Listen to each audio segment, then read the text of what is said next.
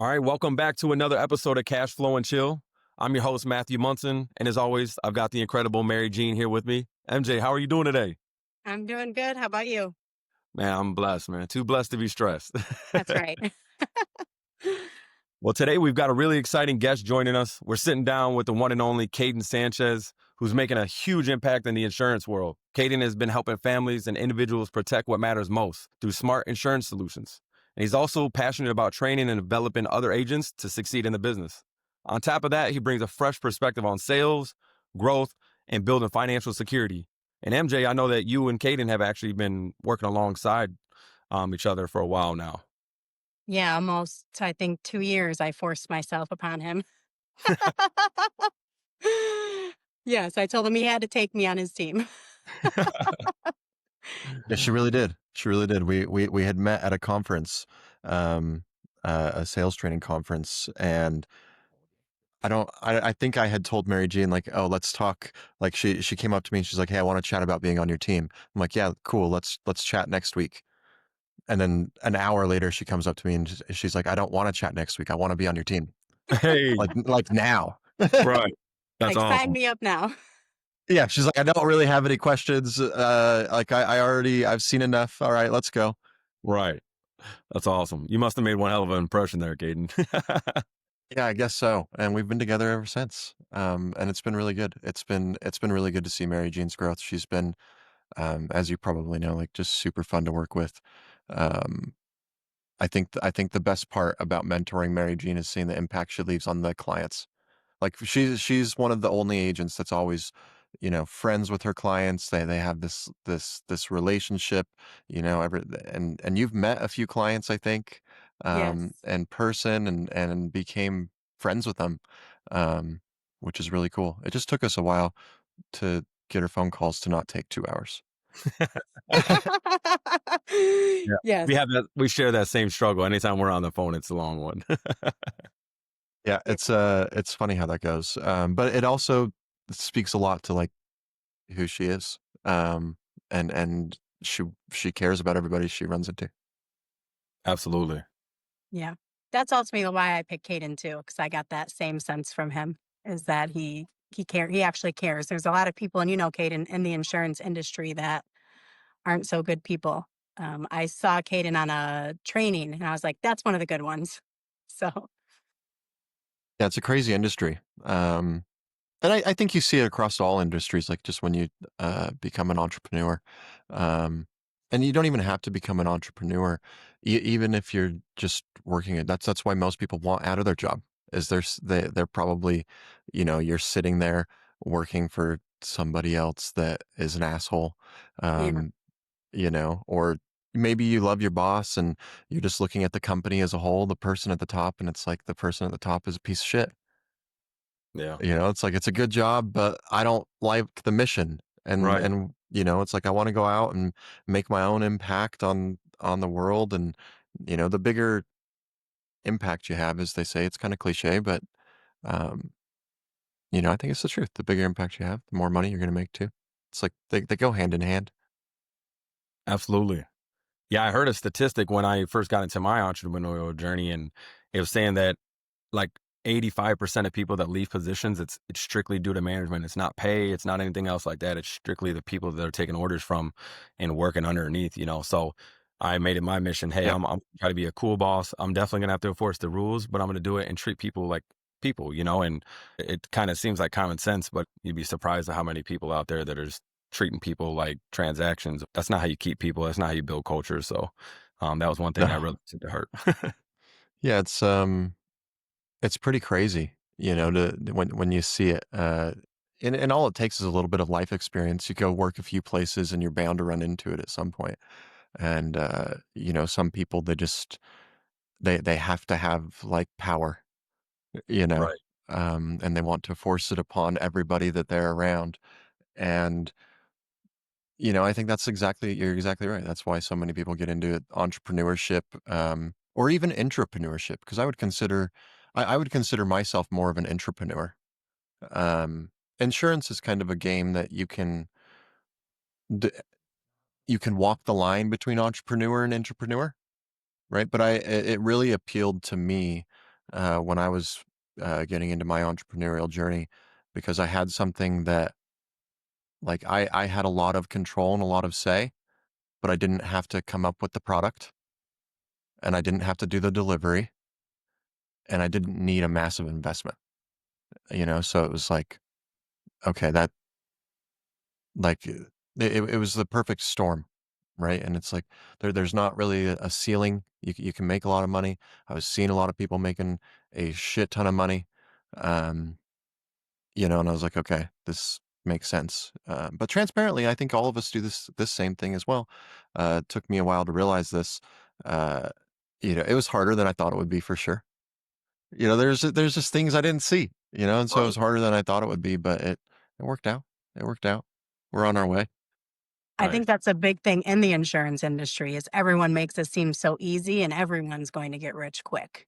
Your first year, what do they Uh, say? You'll make 100,000 your first year. and some Mm, people do, some people um, do. but it is pretty fucking hard to do, especially if you're with someone who I think uh, like commission only sales is unique because there's not a lot of uh, what you're talking about, Matthew. Like there's not a lot of that structure Right. or a lot of accountability. There's not a lot of rules enforcement or anything like that. You kind of are able to turn it into whatever you want to turn it into. And so most people turn it into like, where it starts to feel like this multi-level, just like hoorah show, and it's just like, let's go sell some insurance. And we're just hyping everybody up, not Right. a lot of value, try and get everybody, to sell insurance. And I think this is how a lot of people look at the insurance industry. It's like, go recruit, Matthew's grandma. She's going to be great at selling insurance. Uh, it's Right. probably not, probably Exactly.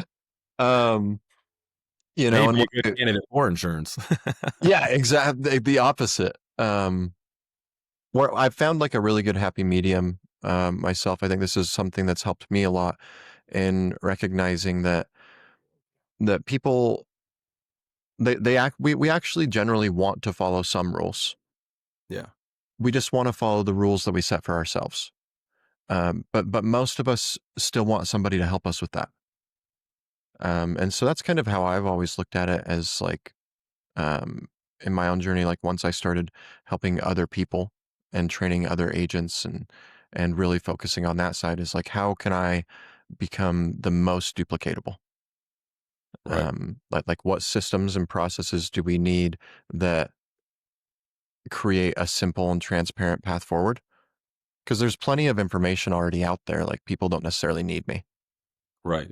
Like I mean, look at YouTube, you Yeah. know. It's crazy. But it's like it's putting it in a path that is cleanly laid out, so that there's not as many distractions and you're learning in the right sequence of, um, and I think when you're able to do that, you understand somebody's goals, right? Help them create a plan to get to their goals. Uh, I think that's where I really have the most fun. Yeah. Matt's big on systems and processes. He loves those. Yeah. Absolutely. And I never used to have any until my mentor was telling me, like, if you don't have any systems, then you're not a business owner. Cause I told him I own a business. And he's like, how often do you work in it? And then when I told him, he's like, you don't own a business, you own a job, you're self-employed, but you don't own a business because a business owner owns a system that can run without Yep. them. And I just realized, like, damn, you're 100% right. So I really locked in on the systems and processes, getting everything done, all the SOPs.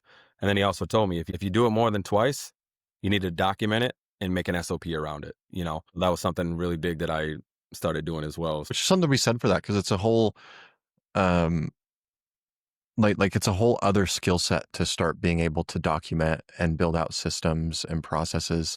Uh, like I at least when I started looking at systems and processes, I thought they were going to be easy, and it's like, oh, I'm already doing it.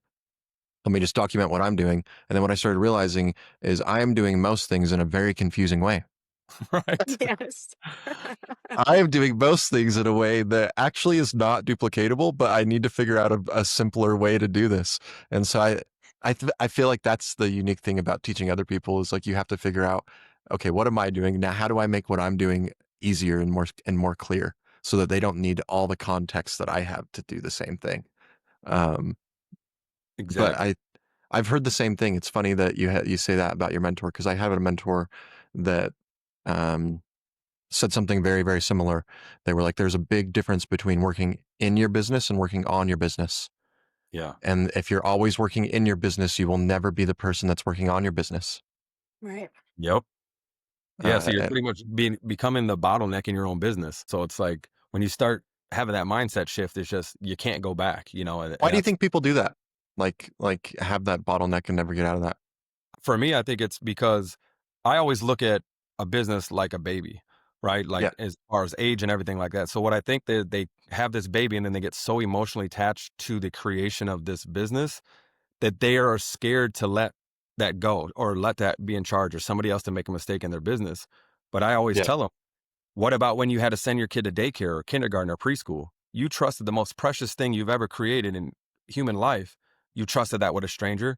You're not willing to do that with your business. Just make sure it's a qualified, person. That a it's qualified daycare.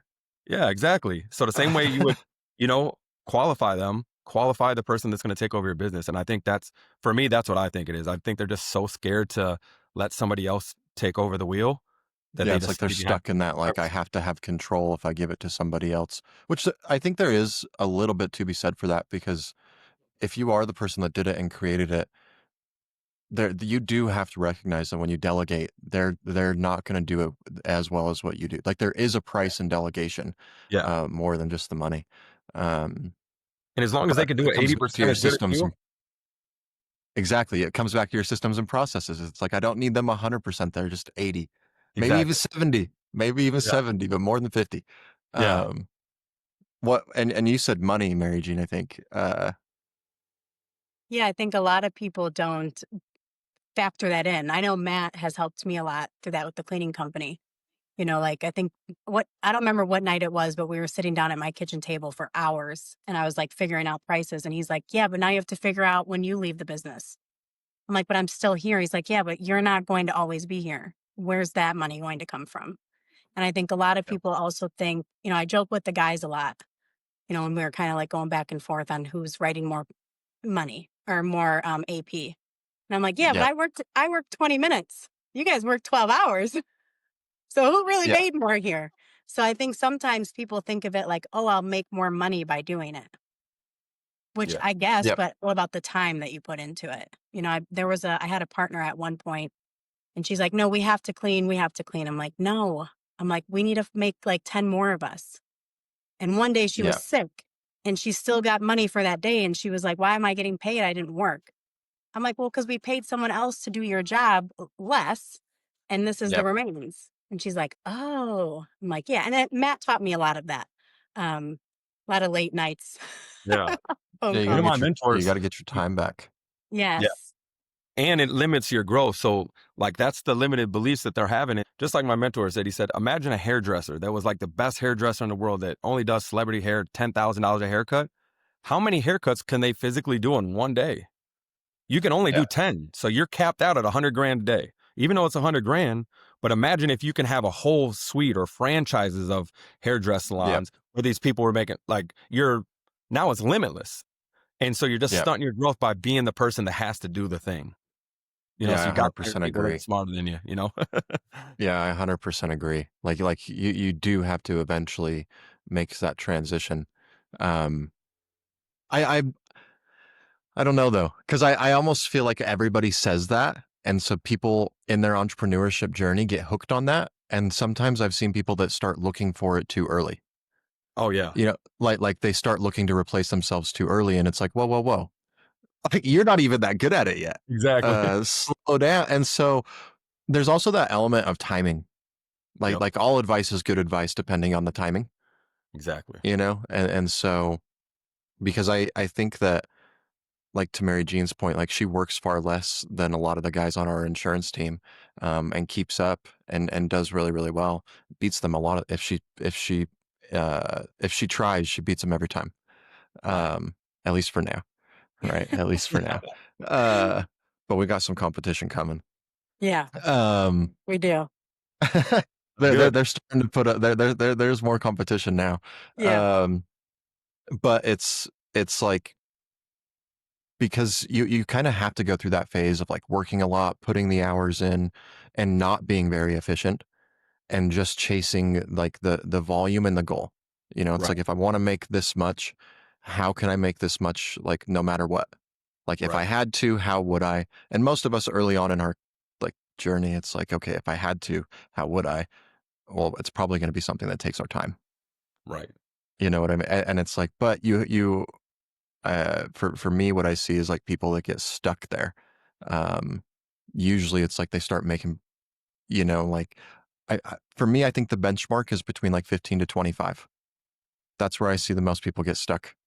Yeah. Um, and it's because it's so easy to get comfortable that's the bracket where it's like, you talk to people that say, I want to get wealthy. I want to make millions. We'll see after you make 20 grand first. I'll Exactly. believe it once you're making 20 grand a month. And if you still want it, then I'll believe you. Right. Until then, I don't believe you. Yep. Yeah. It's funny that you said that because my another one of my mentors, he told me, so he used to do podcasts and stuff, but only for like big people. And we were talking about it, and this lady asked, "Hey, I just started a podcast. Would you come on?" And he's like, "Yeah, I'll do your 100th episode." So I asked him after the call, I was like, "Why'd you tell her you do her 100th?" He's like, "Because if she's still doing them at 100, that's worth my time. I will gladly come over there." But you know how many people are actually going to reach that 100th episode? Not very many. So once she gets to that milestone, I got her. And I was like, "Damn, Yeah. that's very smart." Because if you just went on every single fly by night podcast, I mean, you'd be, all your time would be sucked out of you and draining your energy for people that weren't even being consistent. So Yeah, exactly. Well, especially something like podcasting, YouTube, things like that are difficult because there is a long period of time where you just have to accept that nobody is going to listen. yeah, Like, your mom is the listener, you know, right, and she only listened to the first 5 minutes, you yeah, know, and so it's like, a lot of people have that we just want instant gratification. yeah, It's a human thing. It's like, I want it, and I want it now. yep, And it's hard when you go, 6 months, 8 months eating shit, and to still see the vision. Uh, but I think that's like the separator. But I also think going through that period is important. yep, You build that, like, you just build that grit, that thick skin. Because I feel like that's really, I don't know. I've been in a lot of different companies and seen a lot of different companies. Um, and I feel like it's not necessarily a type of person, right? Like, I've seen a lot of different types of people succeed. Like, some people are a little bit quieter, a little bit more introverted. Some people are loud and in your face. And like, I've seen a lot of people fail. And for me, I feel like the people that do the best are the ones that learn how to operate in chaos. Like if you can keep moving, even if you don't know what the fuck you're doing, but if you right, can just keep going when shit's wild, you'll be fine. But a lot yeah, of people, they can't keep going. They stop and they're like, "Oh shit, call 911." Yeah, get me out of here, dog. right. What's funny is, so when I first got into real estate, I used to call all foreclosures. So it's tough with those Yep. calls. They're hanging up on you, cussing you out, all this cool stuff, right? Well, it was so funny. We were doing training and role playing, and one of the guys that we were role playing with, literally, the person asked him a question, and we were literally just role playing, so it wasn't on a real call. He hung up on the role play. I was like, this is not a real call. And he's like, man, I just couldn't do it. But now he's kind of built that skin, and now he's a lot better. But at first, it is scary, right? And reaching out to Yep. these people.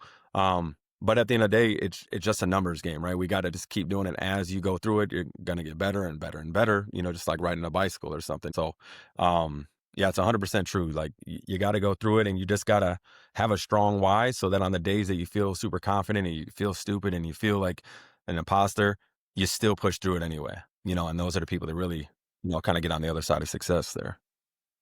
We all feel like imposters. That's Yeah. the thing to realize, is like, if you don't feel like an imposter, you're probably not growing. Right. Because every time you get to like a new level, quote unquote, right, you're going to feel like an imposter, and that's because you are. Yeah. Like you are in the beginning, but somebody is probably giving you that opportunity, or you've created a good enough chance for you to get that opportunity. And so now you're only half an imposter, because usually when you get to a new level, you're doing something you've never done before. And so you are a little bit of an imposter, but if you're getting to that level, that means you have the experience and the figure it out to be able to accomplish it. And so it's like you are, but you're not. And so it's hard to not feel like an imposter. Yeah. Yeah, I know. I remember the first time I got into a networking room where I was surrounded by millionaires. This is the first time I ever even been around any millionaires, and they're all over the place. And the craziest thing about it is I was scared to talk to them because I was like, what could a millionaire learn from me? Well, then they started asking me questions and stuff just through like conversations and luncheons and stuff they were doing. And these people were asking me for advice, and I was literally just blown away, like just because my stinking thinking, and head trash that I had. I was like, why would you guys be asking me any questions? And they're like, dude, we want to learn from everybody. And like you start to see that at the top is like all the people that are at the top, they're consistently wanting to learn and to Yep. seek out knowledge and education. It's like they're striving to be more, to learn about better opportunities, ways to do things better, Yep. learning the who, not the how, and it's incredible. It completely changed my whole life and my mindset for sure. Yeah, I would agree with that. In my experience, the people who are further than me, their advice gives me direction, but doesn't give me specifics. And the Right. people that are um, coming behind me, right, that I'm more mentoring, they, if I take the direction from the people that are ahead of me, uh, the people that are behind me will give me the specifics within that direction. Mm, Nice. that's good. Um, it is Yeah. kind of the way I've always seen it in terms of duplication. Mary Jean and I have actually talked about that a lot when we've like onboarded agents, because you get this in every business, right? Like sometimes you onboard what most of us would deem as like princesses, right? They They need just their need hand held. they need more hand holding. Um, and I don't even we've had this conversation a few times because most people get really frustrated with them, and for me, I'm like, I always want some of those because they're the people that are showing you where your weaknesses are. Mm, Right. Like Yeah. all they are is your magnifying glass. And if you treat them well, they a lot of times will be your best people. But even if they're not, even if they just come and then go, like you can still get a lot out of having them there with you. And Right. I always have. There's like I feel like anytime we run into I don't know if you notice the correlation, Mary Jane, but I feel like every time we get a few princesses, we end up with a lot better in systems and processes afterwards. yeah, for sure. Yeah, it kind Uh, of teaches you. yeah, because it's like somebody comes through and they're like, "Hey, here's all your weaknesses," Right. and if you're just like, "Hey, yeah, it's your fault," you're a princess and this is not the place for princesses, then it's like they're done, and you Right. don't ever learn anything. But if you can go back and put the systems and processes in place, what ends up happening is to me, a lot of those people they're just the most driven people, and they just don't want to accept your mediocrity. Right. It's like fair. I'm growing too, but fuck, Right. man, like it's taking me time too. Jeez, Louise. Exactly. Yeah. One of my mentors, he always used to say that like he would hate if somebody got a deal like on their first couple calls or in their first month because it Yeah, gives them that expectation that that's how the business is, and then they don't get another deal for another 3, 4, 5 months, and they end up giving up because you got lucky in the beginning, but it takes a lot of reps over and over. Imagine if you knew that you were 100 no's away from $100,000. How fast would you be wanting to get through those no's? So instead of yep, being scared of getting told no on the phone, you should be embracing it like, damn, all right, 95 more no's or 50 more no's and I'm there, like just that yep, mindset shift to really get you to understand, hey, you know what? These no's are part of the process, but that means I'm getting closer to that yes, and so that's how I yep. always look at it. Yeah, I've always looked at it the same way. Like the way I think about it is like people if there was a guarantee at the end, like for school, for example, like if I go to med school, and I'm going to become a doctor, it's like depending on what kind of doctor you are, it's, 10, 15 years of school, sometimes a little bit more, right? And I think you can consolidate it and get it done in like 8 if you're really fast. But either way, that's a shit ton of school, Yeah. right? But there, at the end of it, there's a guarantee of a good income. Right. And so there's a lot of people who will do that for a guarantee. And entrepreneurship is kind of odd because you have to work extremely hard as if there was a guarantee when there is not a guarantee. Right. But you have to work like there is a guarantee. And most people, if there's not a guarantee, even if they do work, they work timidly. Yeah. Like a lot of people. That's I think what we're both talking about is like building up that grit to be able to work in a way that you're not timid, even though there isn't a guarantee, even though you are going to get told no. There's a guarantee you're going to get told no at some point. That's a guarantee. Right. And so it's like being able to work as if and ask people for whatever you're asking them for as if you've never heard no before is a skill. And Yeah. I think the confidence that comes behind that too. You have to have confidence. But sometimes that's not built until you've gotten your yeses or even just Yeah. believing in yourself. Me and Whitney joke a lot, and I know you've said it, like, we're just so delusional. Like, we just think we can do anything. And I can. But it's hard to build that up. I haven't always thought and believed that. I remember someone tried getting me into insurance like 6 years ago. And I was like, no. Or what's the base pay? They're like, there is none. I'm like, just commission? They're like, yeah. And I'm like, no, absolutely not. I was like, maybe I can do it part time. But then it took like a small MLM I did of like seeing like the money, like commission only. I'm like, oh, wow, I did this with just this. Imagine, what I really can do. So the confidence. I'd much rather be commission only. Yeah. Now the Yeah. thought, have you ever thought of like, man, if I ever had to go back to work, I think I'd like go strip before I did that. There's a lot of things that I would do before I did that for sure. Yeah. And now we're in the age where you can make money pretty much doing anything. And if you don't know it, you can go learn it, with ChatGPT and YouTube and all the resources that are out there. And I came from, Cayden, I came from a life of crime and turned my life around. But if I would have had the knowledge I had today, like there's no excuse right now to do any kind of crime. Like you can literally make money No, in so many different sectors. But, some people get, scared away and have a scarcity mindset. And it's crazy. Like when I first got started, I was like, well, how are we going to compete with the other fence companies? Just having that scarcity mindset. And now we're like the number 2 top dog in the entire area. So it's like, if I would have let that thinking just kind of kill me and say, you know what, no, it's going to yeah, be hard and stuff like that. But like my mentor always said, getting rich is hard, right? Getting successful and building wealth, it is hard. But being broke is hard. And both I've been hard. broke. And there ain't nothing worse than that. So there's no way in heck I'm going back. I'd never go back to a job ever. I would just start a new business.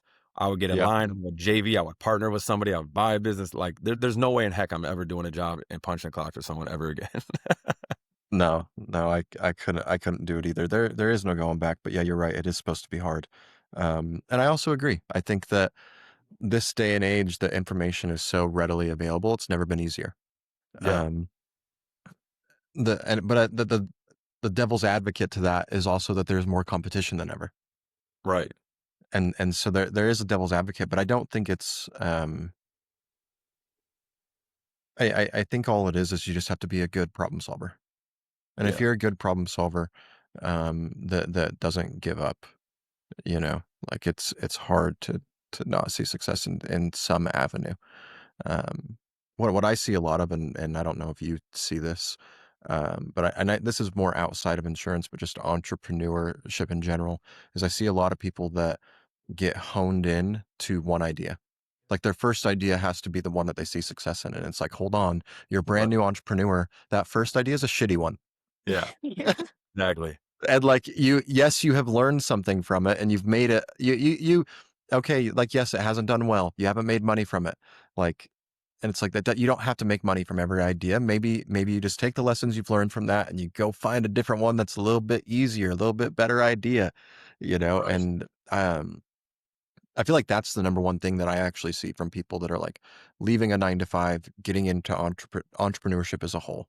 If I don't just look at sales, um, but people that get stuck on their first idea, because I don't know, I do feel like usually the first idea is pretty shitty. Right. Yeah, I always tell I got 3 successful businesses, but I had 8 that didn't work out, but Yeah, I think the gift that I had was the power to walk away and not, like, drag on it and just, like, be clinging to it. It's just like, "Okay, I recognize this is not something for me, I gotta go." Like, yep, that was something I feel like I really was good at because, if I would've stayed in those, I mean, I would've wasted so much time, so yeah, um, but I love that you said that, and especially with sales, I think another thing is a lot of people there is competition in sales, but I think there's not a lot of competition in selling the right way, right? There's a lot of pushy yeah, sales or scripts or word track salesmen are really good at what they do, right? But as soon as they get that no, they're shut off. Like that lead is closed down. Like where's the follow up? Where's the nurturing campaign? Are you selling like to try to actually help somebody, or you just trying? You got commission breath and you're just trying to get paid because they could tell. yeah. Right. So if you go into it, there's not a lot of people that are going to it with the heart like you and MJ, and I'm sure some other members on your team, you know, with that. So there's not a lot of competition in that space. And just general sales, Yeah. yeah, there's plenty of competition there. But doing stuff like that we're doing, the way we're doing it, the way we're actually truly wanting to help people, I think Yeah. that's a limited space. And that's how I think where the opportunities. How can you be different in the industry instead of worrying about all the other players in it? Where It's a crazy industry because you can literally be different by just being real. right. Isn't that crazy? Isn't that Like wild? if you just do the basics, you stand out. It's like, Yeah, what? you literally just be real. You just don't Yeah. fake it, and people are like, "Oh, okay, I like you." Right. I got a contracted business and literally like, I'm so glad. Thank you so much for calling me back. I was like, what? Yeah. Isn't that the bare minimum? You called me. I'm a business. I need to call you back. Like, oh no, people just don't call me. I was like, oh my God, people are making it so easy to beat them. It's You'd like, be surprised. We just picked up 2 new accounts, and it was basically because they weren't even showing up. Like, "You guys aren't even showing up? Like, no one's showing up? it's I'll crazy. send Justin before no one shows up. He can do it. Right. Nah, no Somebody's killing it. coming though. Someone's coming. I'll send my aunt. My aunt's gone places. Like, I call my aunt, like, "I need you to go clean this." I brought Fernando with me a few weeks ago. Like, someone called off, we're about to leave, no one would go, and I'm like, "Come on, Fernando, we gotta go." It's not Like, child labor if they're your kids. yeah, and he's Right. 14 now, so he can work. The other Yeah. thing to kinda go back a little bit is excuses. I think a lot of people give too many excuses, and I hate excuses, especially when people say them to me. And my aunt was texting me today about she wanted to start going to the gym. And as I was walking out, I texted her and I said, "Hey, I saw Pastor Tom and he's in a wheelchair." And she's like, "You saw Pastor Tom at the gym?" I'm like, "Yeah." I was like, "So you have no excuses. I will see you tomorrow at 5:30." Like Yeah. he's at there's just the excuses are crazy. I cannot stand an I don't have time or I don't know how to do that or I don't know that or I haven't learned that. No one told me that before. Like I Yeah. hate excuses. People are waiting for someone to come and save them instead of trying to save themselves. Yeah. Well, and the hard part is like that most people are are that's natural, so you kind of have to teach yourself to not do that, Yeah. because it's difficult because your own excuses won't feel like excuses because they're real. They're Yeah. real. It's like, Yep. but at the end of the day, even though it is a good excuse, it's still an excuse, and you just have to Right. choose your priorities. It's like, Yep. they're like, I don't have time. And then it's like, okay, well, and then they work and they have kids, and it's like, okay, yeah, your time is limited. But you're like, it depends on what's more important, Exactly. right? Like you have to figure out how to prioritize and find the time if it's important enough. And for a Exactly. lot of us, like, it's like you can be sacrificing on sleep for a little while. Yeah. You're gonna have to figure out these little, places where you can get some time back or get some mental bandwidth back, and um, because I used to feel the same way about people's excuses, and maybe it was just that it put me into a very negative space, when I'm managing so many people, it's like if everybody's excuses frustrate me, I'm just gonna be a raging fucking asshole all the Right. time. Right. And Right. I have gone through that phase. Um, but what I started to realize is most people don't realize that it's an excuse. And if you tell them they're making excuses, then they get defensive. Yeah. And so it's just about like helping them realize, like you just said, hey, Pastor Tom was there. And it's like, oh shit, actually I don't have an excuse. Yeah. Yeah. And sometimes I don't know, we all need that a little bit sometimes. For But sure. if you don't ever get over it, Yeah. what I hate is people who keep making the recurring same excuse and then saying they're like, oh yeah, I need to work on that. And it's like, motherfucker, we've been working on the same thing for 2 years. Right. I Yeah. don't think we're working on it. I don't Yeah. think we're working on it. You need an accountability partner. That's what you need. You need something. You need Right. something. I hate that. It's like I hate when people complain to me about problems um, that they're not looking for solutions. Like Right. if we're gonna find a solution together, love that, Yep. right? But if I hear the same problem all the time, back to back, and it just keeps going, it's Yeah. like we came up with solutions. You're not executing. Um, When MJ when she finally got into the Airbnb game, it was like a similar story. Like I had told her a couple times, "Hey, do this," and she really wasn't giving me any excuses. She just wasn't taking the action, right? So the last That time, was a lot of the people around me. right? Imagine you have one person telling you to do this and you have 10 people behind you, like, don't do that, don't do Oh that. yeah, So I'm sorry, go on. oh Yes. yeah. I was just gonna say that when I seen her, I said, "Hey, listen, I'm gonna tell you this one last time. This is how you do it. This is when you should do it. If you don't do nothing, I ain't giving you no more advice. It's over with." And man, 5 minutes later, she was listing stuff on Airbnb, and that's, and that's what I really, really love about her is that she started taking that action. But it just goes to play into what you were saying. Like she didn't even realize that she had an excuse. The excuse was she had too much outside noise that never even yeah, done. Right. So they're pretty much projecting all their limiting beliefs on you. But I believed in her. I seen it in her. I was like, dude, you can absolutely do this. Like your OCD about like cleaning and cleanliness and customer service, like this is made for you. Like, and this is something you can easily make money with. And she had to make a lot of sacrifices to make that happen in a short amount of time. And she did it, and that's why she deserves everything that she's getting now, because she put in the work, she sacrificed time with family and loved ones and doing all that stuff to make sure that she built it correctly. And so kudos yeah. to her. That's what it takes sometimes. And you just have to figure out where you're going to sacrifice because we all Yeah. have our priorities, and you're going to sacrifice somewhere. Yeah. You're either just going to do it consciously or subconsciously. Like it's just going to happen, or you're going to choose how it happens. But it's going to happen. Yeah. And I'm guilty of it. I had excuses, man. I'm still a little chubby, but man, I was fat, and I try to hide I behind. didn't see you at the gym this morning. No, I couldn't make it today. I had to take my son to school, but You'll go there oh, later. I'm going every day. Good, Sometimes I good. can't be consistent with my time, but my showing up, I got that. Yeah. Um, but I always gave my excuse, oh, I'm too busy because I am in my son's lives and fully dedicated to them and the business. But, I just kept making excuses. Oh, I'm too busy, or hey, I got to work on this. When really I did have time, I just wasn't prioritizing it, and Yep. then I would make myself busy to give myself that, like I was helping my excuses grow, and and my trainer, he said, man, in 6 months, you're going to look back and you're either going to have 6 months of results or 6 months of excuses. Which one do you want? Yeah. Mm. Because the excuse, it could feel really good right now, but in 6 months, when you're still in the same place, how are you going to feel then? And it really kind of hit me, Yeah. Are you willing to accept that? Yeah. And then I seen another quote that said, and this is why I love reading because you get so many perspectives that really kind of trigger that mindset shift. And it said, you either make time for your wellness now or you be forced to make time for your illness later. And that Yep. really hit me in the gut. It was like a gut check. Like, damn, like, you can neglect it all you want to have all the excuses. But when your ass got cancer in 20 years, you can't walk, you're in a hospital bed, you're going to be wishing that you made that change. So I started making that change. I'm almost 60 pounds down since June. So I Let's was in there, go. but I'm staying disciplined because I have a strong why. I want to be healthy. It's just like in it. I say I live for and do everything for my kids, but just like the airplane, right? You got to put the mask on yourself first before you can help save anybody else. So I got to Well, make and sure. monkey see, monkey do. If you Right. have bad habits, guess what? They're growing up with bad habits. Yep. It just is what it is.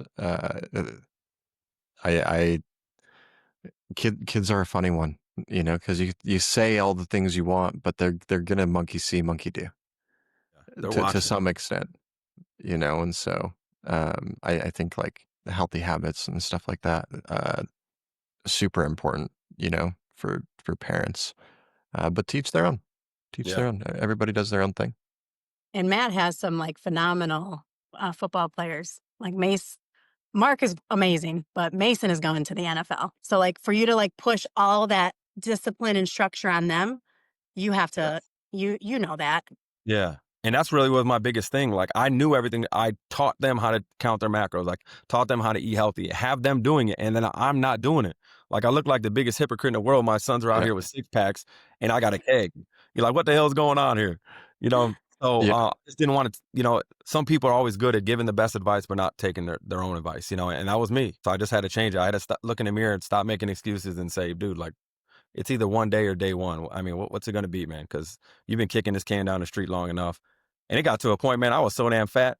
I tried to tie my shoes, felt like somebody punched me in the gut, man. I was winded. I was like, man, I felt like I just ran a sprint. I was like, man, this is out of control. This is crazy. This is Nuts. crazy. Yeah. You I can't was even tie like, your shoes anymore. About to go Mexican mode. Don't tie your right. shoes anymore. Got to get some Velcros or something, get some slip-ons. But yeah, it was getting to that point, man, and I just had to make a change, So, but that's why I always want to help empower other people. Even when you're successful, you could still have those moments of excuses and stuff like that. Yep. But you just have to sacrifice. What for me, I got to sacrifice sleep. I either got to go to bed earlier or wake up earlier. Period. There's no way I can Yeah. fit any more time to do it in my day. So, what are you prioritizing? An extra hour and a half of sleep, or getting in shape, feeling better, looking better, being healthier? So, some Yeah, sacrifice. it's a tough one. It's but that's really what it all comes down to is priorities and sacrifice. And if you ask most people what their priorities are and you look at their calendar, they usually don't line up. Yeah. They usually don't line up. But we all need that reality check. So, Yeah. but it's a fun journey. It's a fun journey to go on, getting into entrepreneurship. And, I think we're all saying a lot of the same thing, which is like, if you're going to be a successful entrepreneur, most of the time there's going to be some personal development that's included in that as well. Absolutely. I think that's Otherwise, really the number one thing. yeah, I think the best thing people can do is invest in a mindset mentorship or self-education to further themselves mentally, because there's a lot of head trash that you've been programmed with subconsciously by your parents and your surroundings and the environment. yeah, And it's like Mary Jean's case, she was around people that were doubting. So if she would have just stayed in that environment and in that circle, and that's the only place that she, went to for wisdom and knowledge, it's she would be dangerous. right. Yeah. You'd be just working the rest of your life. Just be a hard ass worker for somebody's company. Yeah, I mean, my own family was like, "Don't quit your job. Keep working there, retire." And I got that money. I remember thinking like, "This isn't enough money. I am not content with this money. How do I make more?" And my mom, love her obviously, but she's like, "Put it in the bank." I'm like, "I ain't putting it in the bank." My dad's like, "Save it." I'm like, "No, I'm gonna go make more money."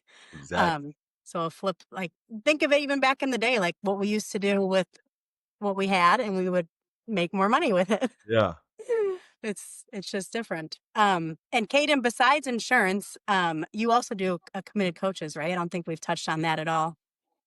Yeah, What's yeah. So we're selling supplements and nutrition coaching. Oh, wow. So a lot of them the same path that we're talking about, but yeah, I yeah, have a team that does that, and it's a lot of fun. Very similar to insurance, right? Just bringing coaches in, agents in, and teaching them how to help people on the phones and get them into nutrition coaching programs so they can lose weight, better their life, and be healthier. And um, yeah, that one's it's a I think they're all a lot of fun. They're all fun in their own regard. Uh, but for me, either way, I look at it as like my client and my customer is the sales rep. It's who's working, because like I'm not on the phone selling the thing anymore. Like I'm trying to coach them and help them.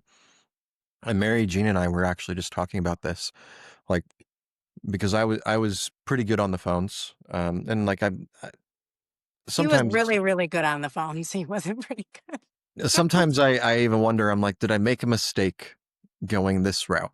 Because I could make more money just being on my own and probably have less headache, but I like the impact that I'm making. Um, because for me, it's like a really cool impact to bring somebody in that, it is their first role, like they are straight out of a salary job, or, they quit their salary job 6 months ago and they're, they're flailing, they're a fish out of water. But they're in a puddle, so they're not dying. Right. Right. um, and to see those kind of people come in and, like just in the past 4 months, you know, we have we have enough people that I couldn't remember all of their names that have come in, never made more than 3 or 4 grand in a month, and they're already, 10, 15. Um, you know, they're self-employed. Um, It's awesome. and that's Changing.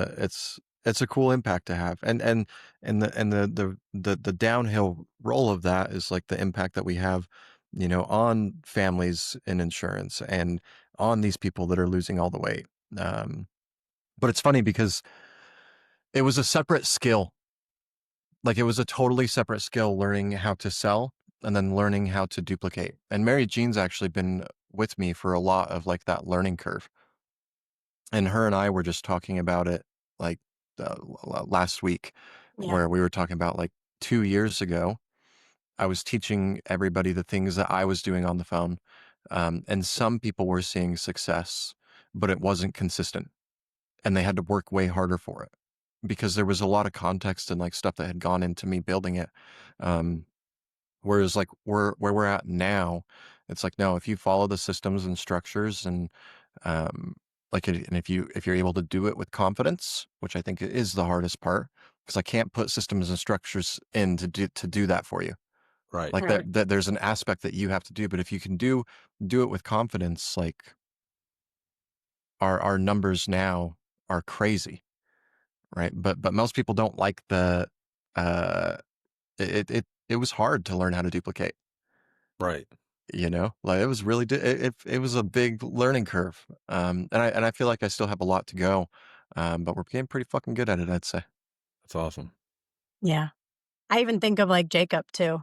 He just told me the other day he's gonna make his first 10,000 month ever. Yeah. It's Yeah, he crazy. is. Which has been really um it's really cool, and it's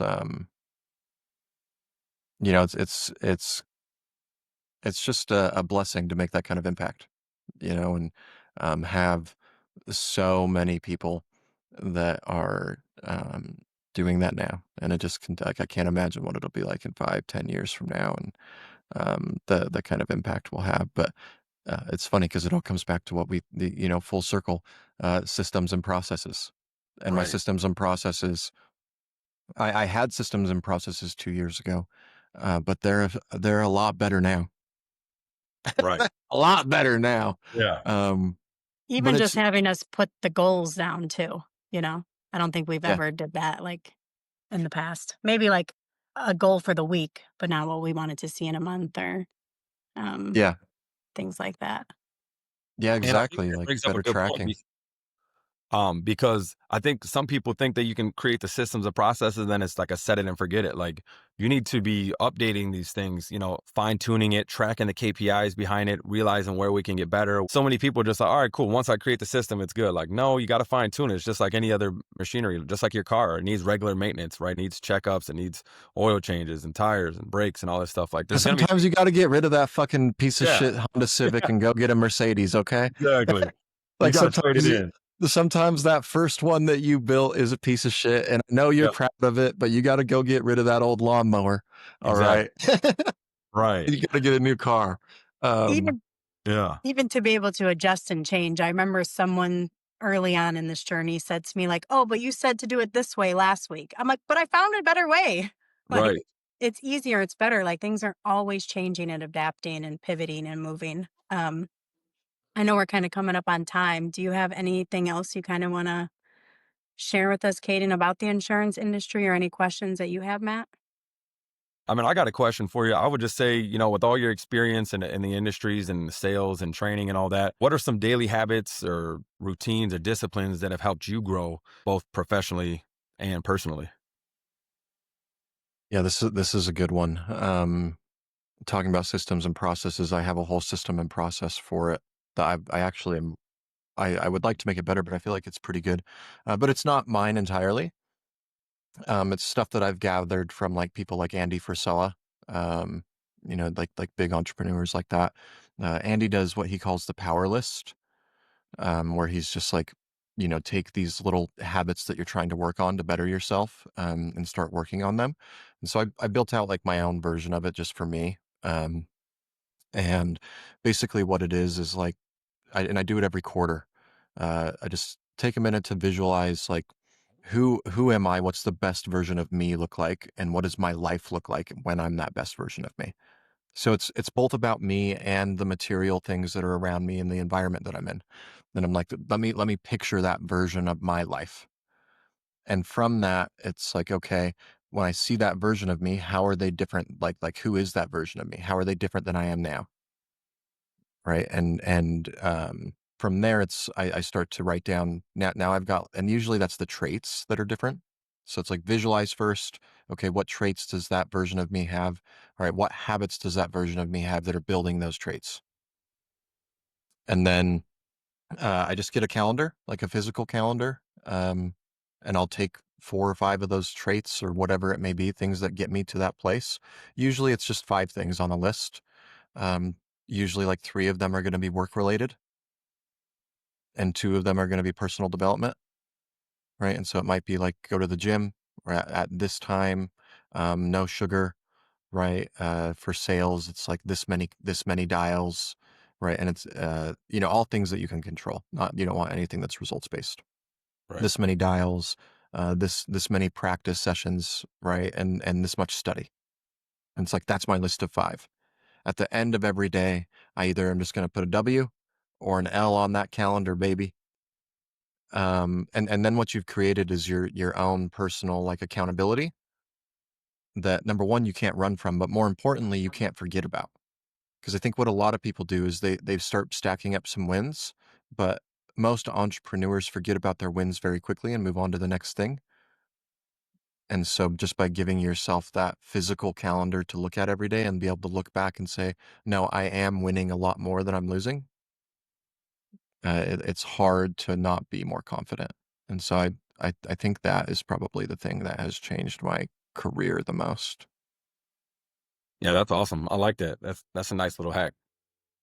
Yeah, it just is like for me, it created a simpler, more logical way to do something that a lot of people already do. But I'm like, how can I systemize this where I can keep coming back to it every quarter and use it to like keep bettering myself? Because then it keeps it simple, right? It's Right. like, all right, on a day that I feel like shit, if I just do these 5 things, I'm Gucci. I still win. Right. Right. But on the days that I have momentum, I'm feeling real good. Like I probably do a little bit more, stacking up that win. But at the end of the day, the list should be hard enough that you do take an L sometimes, Right.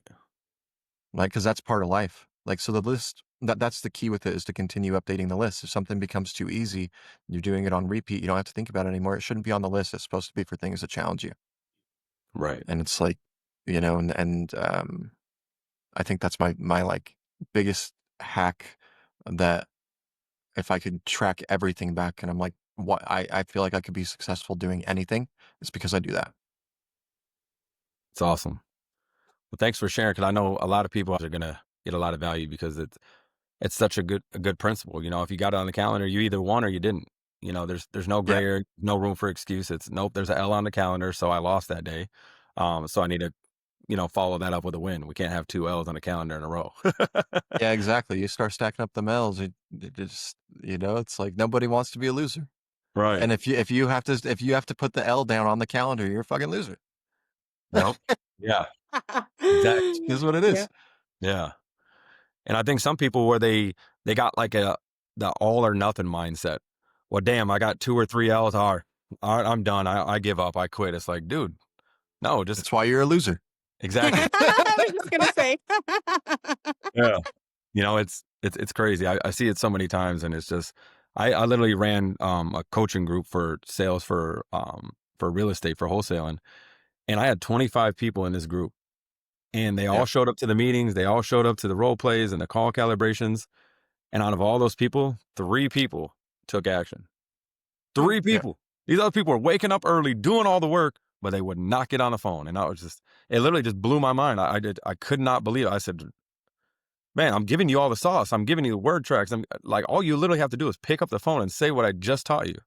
And you just role played. They Yeah. just wouldn't do it, man. And I was like, holy moly, this is crazy.